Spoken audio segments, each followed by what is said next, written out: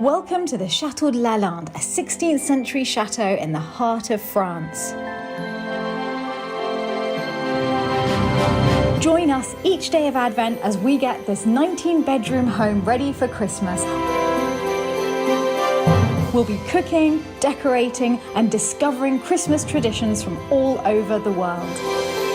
Welcome to Christmas at Lalande. Welcome to another day of Advent here at Lalande in a pretty smoky kitchen because Michael Petherick has got our old stove up and running for the season and we are going to prepare a festive afternoon tea. So we're going to be preparing some Christmas festive scones and we're going to be basically jazzing up the normal scones. So instead of sultanas, we're going to be using dried cranberries and we're going to add a little bit of mixed spice. Instead of jam, we could use some festive mincemeat. I love the idea of that. I really love it. And how about instead of just clotted cream, we do a kind of brandy clotted cream? Brandy clotted cream on a festive scone. That sounds perfect. Why have I never eaten that before? Oh, I don't know. Maybe we just invented it. I think we did. We've got some nice patisseries. Obviously, we're in France. We're not going to make patisseries ourselves. That would be insane because they are just amazing. They are from here. the boulangerie or the patisserie. Let's see what we have. Let's have a look at Oh, yes. Oh, yes.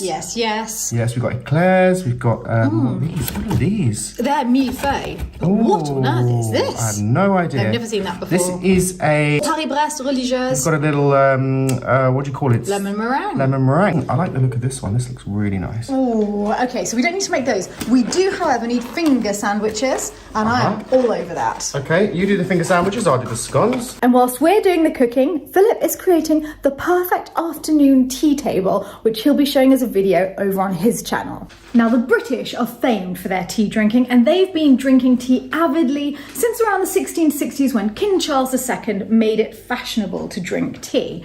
But they weren't doing the full afternoon tea ceremony until the middle of the 19th century. And we have the Duchess of Bedford to thank for that, because people in those days would eat fashionably late at about 8 p.m. and luckily for all of us, she would get a little bit peckish before then. So in the mid-afternoon, she would ask her staff to bring her some bread and butter, some cakes and pastries, and a cup of tea. Her friends all started to think that this was a rather glorious idea and joined her for it in the afternoons, and so the afternoon tea ceremony was born. Although most people don't have afternoon tea every day in their homes, we love going to the hotels for these special occasions like the Savoy, the Ritz, Claridge's. They're famous for their afternoon teas, and also maybe going to little restaurants or cafes in the countryside where afternoon tea is still served. Traditionally, it's served in 3 tiers. 1 tier of scones, and Michael, you are all over the scones. Yeah. 1 tier of pastries, which we have dealt with by going to the local boulangerie, and 1 tier of finger sandwiches, which I'm doing because that's my favourite bit. I like the savoury. I'm making 3 different types of sandwiches. So there are many traditional varieties that you keep finding at afternoon teas in England. Usually egg and cress. I'm not doing that one because there's no cress that I could find, but I'm choosing 3 other very traditional ones. Roast beef and horseradish. Ooh. Smoked salmon, and with the smoked salmon I'm going to make my own tartare sauce, and of course cucumber sandwiches, Yes. which some people make with cream cheese, but I think that's a little bit wild. I'm a purist. It's going to be with salted butter. But first I'm starting with making my own tartare sauce. We don't have any, and I don't want anything too heavy anyway, so I'm going to add some dill to this, some chopped capers, chopped gherkins, and maybe a couple of little chopped onions, but I'm actually eating them faster than I'm chopping them. Of course you are. They might not make it in. Meanwhile, over this side of the kitchen, there's some serious cranberry chopping action. And I've finished my homemade tartare sauce, which is just gherkins, dill, and capers. I'm buttering one side of the bread, then putting the smoked salmon on in a very nice little square. And as you can see, there's no crusts on the bread. That's very important. And then I'm adding just a thin layer of the tartare sauce. Why is it important that it has got any crusts on the bread? Oh, it would be terribly uncouth to have the crusts, Philip. That would be madness. Is it because you don't like crusts? No, in afternoon tea you don't have them, and then you cut them into finger sandwiches. So these will be cut into 3 sandwiches. Okay. You have to get the filling right to the edges, so it's very, very neat. So these might be, Stephanie, a little heavy on the mixed spice. Oh, on with mixed spice. Well, I thought 1 teaspoon would be, well, not enough. So I added another teaspoon and then another teaspoon. So. Oh yeah, the kitchen is starting to smell very Christmassy. That's what we want It's going to taste anyway. very Christmassy. And before closing each one, I'm giving it just a little squeeze of lemon. And I'm going to add some black pepper. My smoked salmon sandwiches are all made. I'm going to cover those with a very lightly damp tea towel so they don't dry out. And how are things going with you? No, I have no idea what I'm doing because I've never done this before, but it says mix lemon juice with milk and microwave it until it's warm. That's what I do to make buttermilk. Well, Does to it have work? something similar to buttermilk. It works really well. Okay. Yeah, it'll be good. You're just curdling it very lightly. So, Stephanie Jarvis, I think we may have just invented a new thing. The Christmas scone. Because I just tasted this mixture and it is amazing. It's good. Honestly, it's amazing. I think it's a good idea. And also using mincemeat instead of jam. I think that is a stroke of Yes. genius too. So dried cranberries and mixed spice, and it just Vanilla tastes, essence. Vanilla essence. It tastes really Christmassy, and it's still a scone.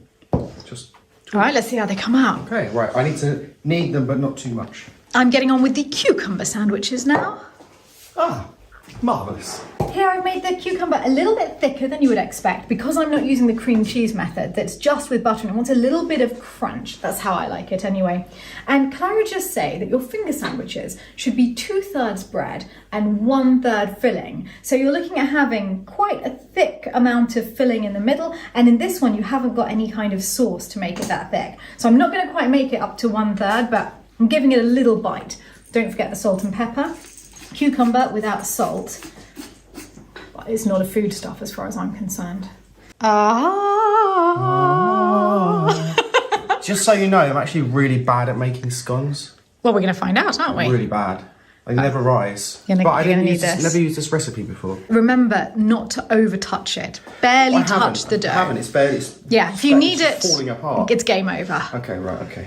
They look really cute. Yes, well, apparently when people come to garden parties at Buckingham Palace, they serve them mini scones. A little morsel. A morsel of scone. Yeah. A festive scone morsel.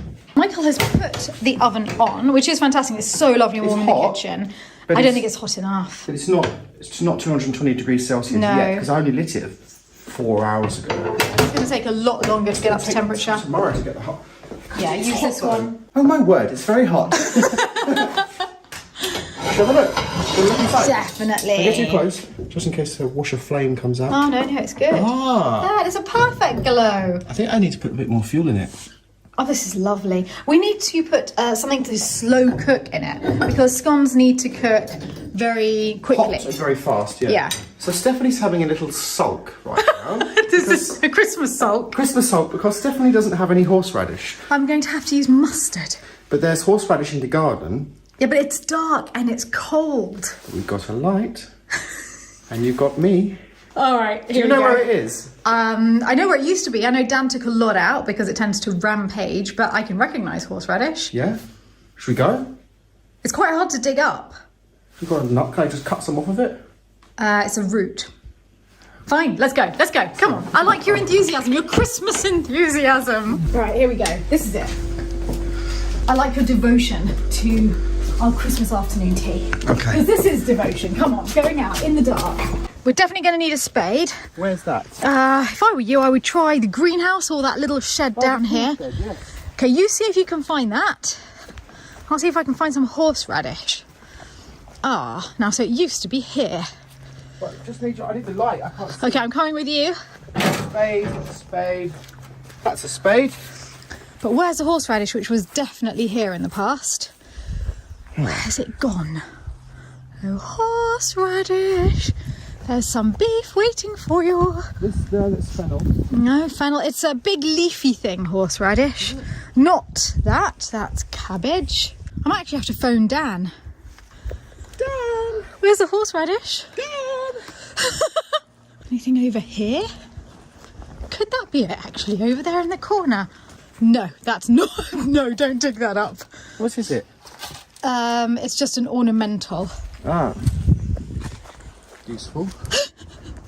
Lovely, lovely night for it. Freezing. Absolutely freezing. What's this? That's the rhubarb bed.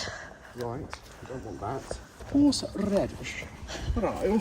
The radish of the horse?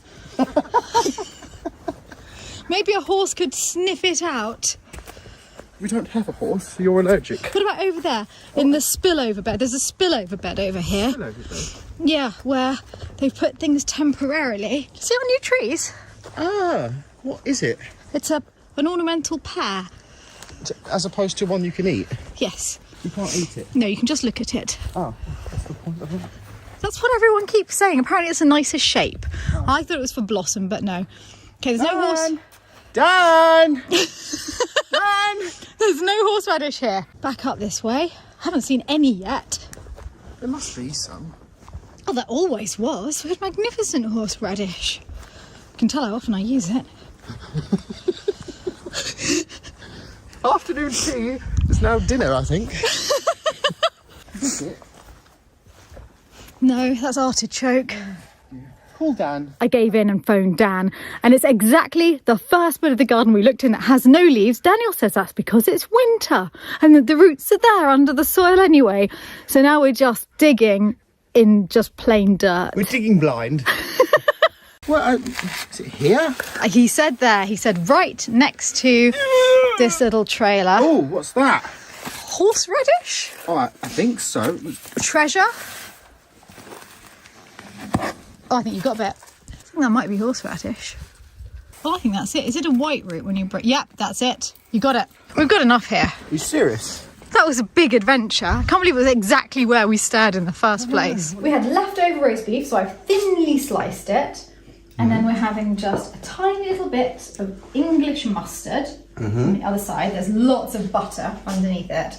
And then I'm taking the horseradish and just gently grating it over the top. There we go. And we don't need more than that because we've just discovered that a little bit goes a very long way. It's very strong, yes. There we go. And that's our final type of sandwich. And I've got to cut them all into finger sandwiches now. Oh, I've got the plates here. Great. Okay, let's get going. Okay, perfect. There's our first plate of finger sandwiches. That's going to go on the tier. It's all coming together now suddenly at the last minute. It's all becoming clear now. The scones are looking good. Philip, it is beautiful. Thank you. I had help from Sabina. Ah, it looks really good. Wow, we made a lot of food. Yes, which is good because that means that I didn't have to put any flowers on the table. It's too cold to go outside flowers, though. No, I went outside for flowers, but there weren't none. Oh, well, we went out for horseradish. Oh. And there was some. I could have put that on the table. Beef and horseradish sandwiches. Okay, let's call everyone in. Good. We have pink champagne and we have tea. Right, come on, Stephanie Jarvis. Okay. Show me how you prepare a Christmas scone. So usually I'm a bit of a jam first sort of person, even though I think it's supposed to be the other way around. But I quite like jam first. But in this case, I'm going to start with clotted cream. For those of you who really never had a scone, it turns out there are some people at this table that haven't. In England, we break them apart with our hands like this. And then slather on your jam or clotted cream, depending on which you like one's first. Cornish. And one's Devon. And one's Devonshire. Yes. Yeah. I think I need a bit more than that, don't I? That's not quite enough. You do need quite a lot of cream.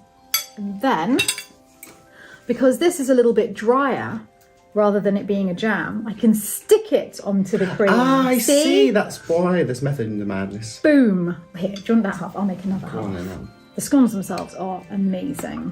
So adding mixed spice, raisins and dried cranberries turns out is a bit of a triumph with the scone. Should we try it? Yeah. Cheers. Merry Advent. Merry Advent. Wow. That might even be better than a mince pie. And no Brit says that lightly. Seriously. That might be better than a mince pie. That is. I think we've discovered something here today. Bit of an emotional moment. Merry Advent! Merry Advent, yes. Merry Advent, everyone! Cheers.